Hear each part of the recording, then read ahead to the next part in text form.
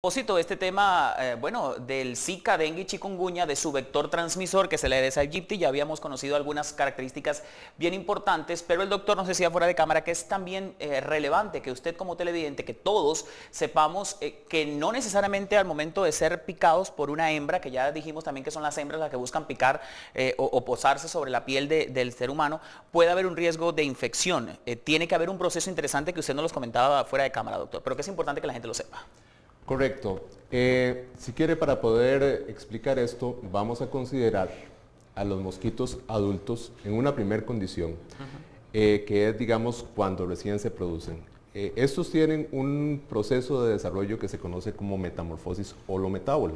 Esto quiere decir que a lo largo del desarrollo pasa por diferentes etapas. La primera es la etapa de huevo, que dura un par de días. Luego tenemos 4 estadios larvales, cuyo hábitat va a ser fundamentalmente... Vamos a tratar de mostrarlo así, doctor, para que la cámara lo pueda ver. No sé si se ven las larvitas ahí, es que son casi transparentes. El agua, su hábitat va a ser Ahí el agua están. limpia, ¿cómo se llama? Contenida en recipientes. Este periodo puede durar alrededor de 7 a 10 días. Luego se transforman en pupas y finalmente tenemos los adultos. Que son esos que usted mostró al principio. Entonces, cuando emergen los adultos, las hembras en el primer proceso de postura de huevos requieren, como se mencionó anteriormente, picar a una persona. Ellos son antropofílicos, entonces la única fuente de alimentación o la fuente preferencial que van a tener va a ser la sangre humana. Así que buscan a un humano, chupan sangre. Claro, porque uno diría, bueno, pero ¿por qué no busca digamos, un animal? No por menospreciar a los animales, pero evidentemente podrían ser, ya usted nos explica que no es así, que son antropofílicos y que por eso somos la carnada perfecta para ellos. Exactamente, nosotros como todo mamífero emanamos CO2, eso es digamos, una sustancia que ellos reconocen, y aparte de eso tenemos otras sustancias en la piel, como el ácido láctico, que le dan la señal al mosquito para decir aquí hay comida. Okay. Entonces, vuelvo al evento que estaba relatando. Ellos pican y si en este momento la persona tiene algún virus en sangre, lo que se llama viremia, entonces este mosquito puede infectarse. Pero este mosquito no es capaz de transmitir el virus inmediatamente. Entonces el virus requiere hacer todo un tránsito dentro del mosquito. Este virus entonces entra por sistema digestivo del mosquito, en el intestino, digamos, está cierto tiempo y luego pasa al sistema circulatorio, que en este caso es un sistema circulatorio abierto, y luego llega a las glándulas salivales. Todo esto dentro del mosquito. Dentro del mosquito. Cuando el virus llega a las glándulas salivales, en la saliva puede ser transmitido. Entonces, es ante una nueva picada, ahí entonces el mosquito libera saliva, claro, y el virus puede ser inoculado. Esto es lo que se conoce como el ciclo extrínseco viral. En el caso del dengue, este ciclo puede durar de 7 a 14 días. En el caso del Zika, este puede durar de 5 a 10 días.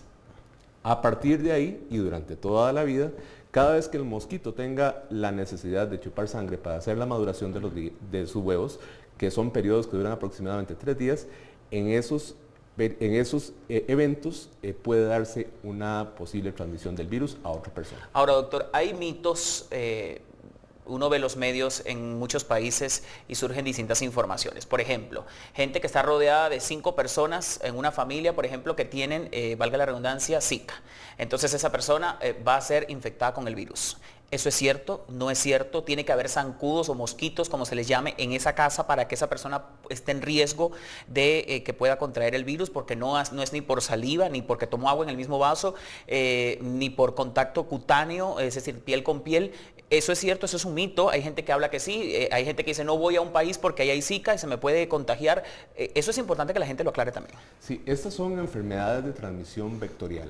Eso quiere decir que la transmisión es mediada por un artrópodo, en este caso por un mosquito. Entonces esa es la vía de dispersión natural y además es la vía más efectiva.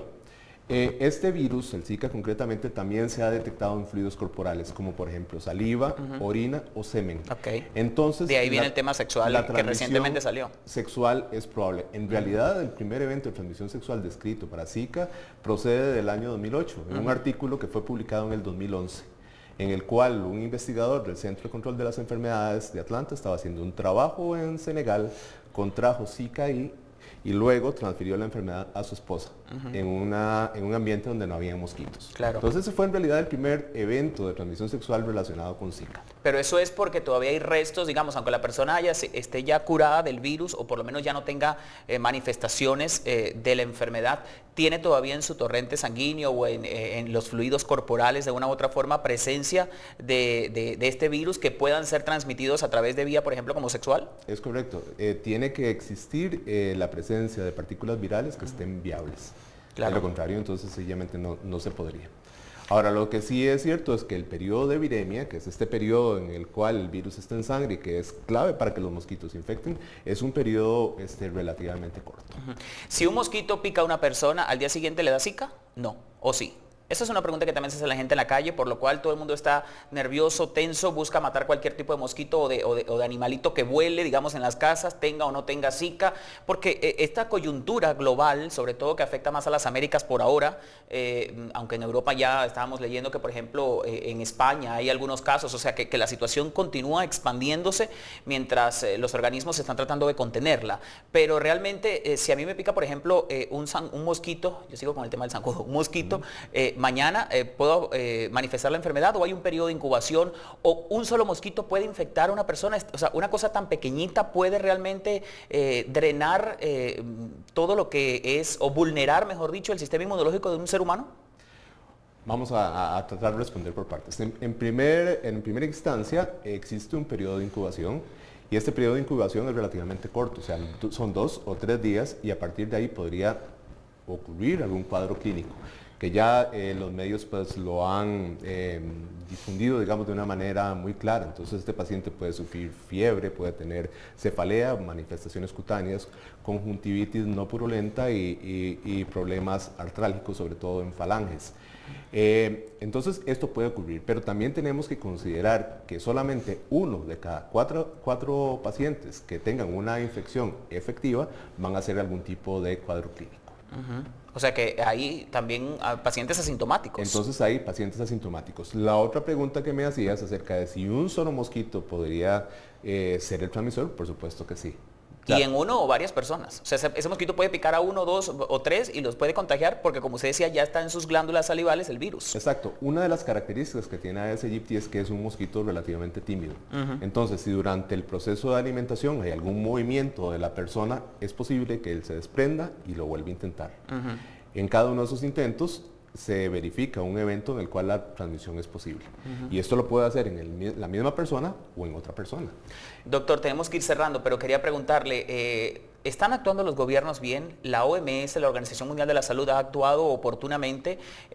Se ha criticado inclusive cuando el ébola, por ejemplo, que la OMS tardó mucho en emitir un criterio, en reaccionar para contrarrestar esa situación. ¿Cómo opina usted como microbiólogo lo que están haciendo los gobiernos de América Latina y lo que está haciendo la OMS? ¿Tienen que apurar el paso o van a buen ritmo? Bueno, aquí yo quisiera ser honesto y de decirle que las enfermedades de transmisión vectorial son muy importantes en toda la zona, no solamente el Zika. El dengue es un problema muy serio en el área y el dengue de hecho es una enfermedad de transmisión vectorial que puede generar muerte.